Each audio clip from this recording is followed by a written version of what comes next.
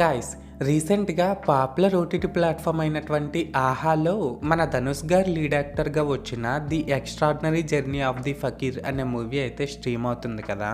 అయితే నేను ఆ మూవీని జస్ట్ ఇప్పుడే చూడడం అయితే జరిగిందండి. సో ఈ వీడియోలో మనం ఏంటంటే అసలు ఆ మూవీ ఎలా ఉంది ఏంటి అనేది డిస్కస్ చేద్దాం, ఓకేనా. అయితే ఇక్కడ ఫస్ట్ ఆఫ్ ఆల్ ఈ మూవీలో స్పాయిలర్స్ లేకుండా బేసిక్గా స్టోరీ లైన్ ఏంటంటే గైస్, ముంబైలో స్ట్రీట్ మెజిషియన్ అయినటువంటి మన హీరో ఏమో తన మదర్ చనిపోయిన తర్వాత తన ఫాదర్ని వెతకడం కోసమని ప్యారిస్ వెళ్తాడన్నమాట.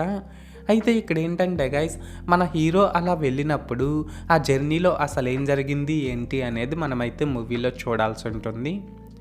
సో మొత్తానికి అర్థమైంది కదా స్టోరీ లైన్ ఏంటి అనేది. అయితే ఇప్పుడు ఈ మూవీ ఎలా ఉంది అనే విషయానికి వచ్చినట్లయితే గైస్, మూవీ అయితే పర్లేదండి, టైంపాస్ కోసం ఒకసారి అయితే చూసేయచ్చు.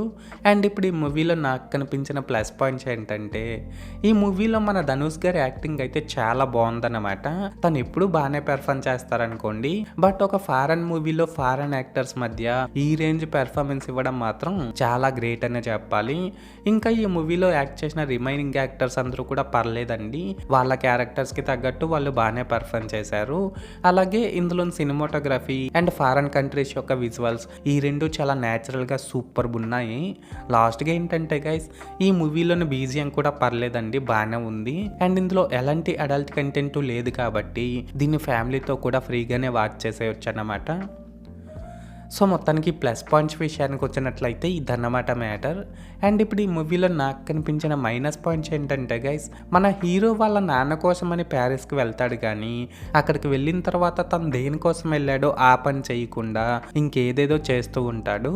సో అదైతే నాకు అంతగా నచ్చలేదండి. దీనికి తోడు ఇందులో ఉన్న mother sentiment and love story ఈ రెండు కూడా పెద్దగా వర్కౌట్ అవ్వలేదనే చెప్పాలి. అలాగే ఇందులో చాలా ప్లేసెస్లో లాజిక్సే లేవన్నమాట.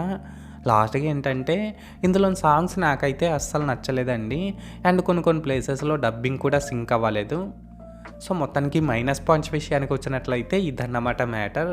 అయితే ఇక్కడ ఓవరాల్గా ఏంటంటే గైస్, ఈ మూవీ బాగుందా బాగాలేదనేసి అంటే నేను ముందు చెప్పినట్లు మూవీ అయితే పర్లేదండి, టైంపాస్ కోసం ఒకసారి అయితే చూసేయచ్చు.